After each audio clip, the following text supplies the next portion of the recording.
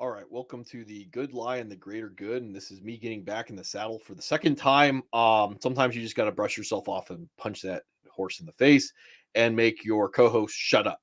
So, what I want to talk about today is Disney, Walt Disney Corporation, and allegories, and more important, like understanding abstract. Because my co-host all the time is like, "Why do you care about Walt Disney?" And I'm like, "Well, this is the tip of the spear. This is the cultural hegemon for the United States and the West, for family content, and it's being currently burned to the ground by the current powers that be." And they are having to fight against an activist takeover. And I don't really want to explain any of that, but other basically, like when you run your company into the ground and your shareholders aren't making any money, someone's going to show up and say, "Hey, I'm tired of you vandalizing our culture and bankrupting everybody because you're incompetent and you're selling ideology over what you're supposed to be, which is a for profit company that makes family content." So the idea behind this is like why I listen to Disney is because like it is a story behind how the current cultural ideology that is slowly but surely being corrosive to the West is likely going on across all institutions and all businesses. It's not just limited to Disney. When I hear the story about what's going on with Disney, I can take that overlay, that abstract, and put it over everything else. This is like the White House. This is the NFL. Anything else, I can overlay that overlay, and I can go, if I can understand why this is going on at Disney, I can understand why it's going on other places. Like I talked to someone today, and I said it's the difference between understanding the design of a car engine and why a car engine works the way that it does. Right? Like anybody can lay pipe, not everybody can understand water pressure. That's a bad analogy, but like hopefully this makes sense because primarily this is me just getting this done and moving forward. So like that's the idea behind it is when I listen to something, I'm trying to understand why it does what it does. And being able to take that concept and move it over to the other places. So the competency crisis that's going on in the United States, like why is that taking place? And how can I look at that and go, what are the future ramifications behind this competency crisis? Like we've been selecting within our institutions people that like are not competent, they are not efficient, and they're burning everything to the ground. So if it's going on at Disney, like it's going on, like I don't know, at the FAA or the United States Army or the Navy SEALs, like it's going on every place. Like what were we doing to select for these people that do these things? Like what were going on in these institutions? Why were there people that were brought in the first place that would select for people that are not like the ones that could do the job the best, but we're doing other things?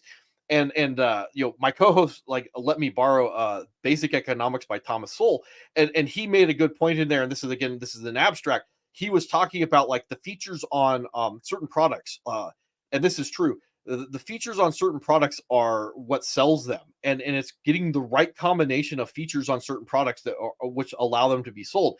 What he didn't actually talk about is the fact that like a lot of times like the correct features on certain products are done like they are by luck that someone gets the right combination, because until you put the features out into the public for the public to decide like what they want to buy and what they don't want to buy, you're not actually going to know that. So it's almost like this random chance that someone gets lucky and they put together the right features, and you know a car is sold.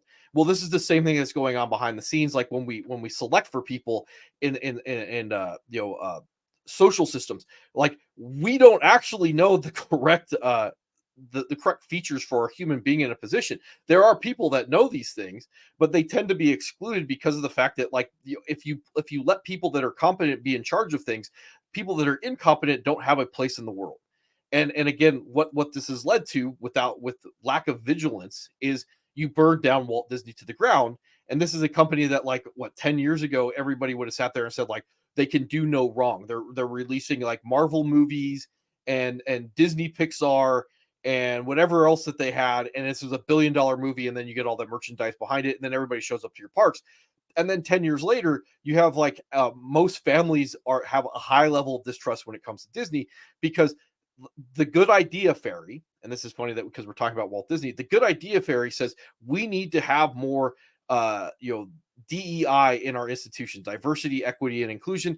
These are people that we allowed to infiltrate our institutions because of certain ideological perspectives that were allowed to fester because no one wanted to say shut up, or for whatever reason. In this case, like there were other reasons behind it, but just the idea behind like understanding why this has functioned, why Disney is getting burned to the ground, and then being able to shift that over to the abstract, understand the concept behind it, and then and be able to apply it other places behind, besides just looking at a car and saying like, well, that's interesting that they put that special feature in there, and I never would have thought to do that. So anyway, that's just me rambling, getting back on the horse, and hopefully I will put my process together, do better, and then my co-host can shut up.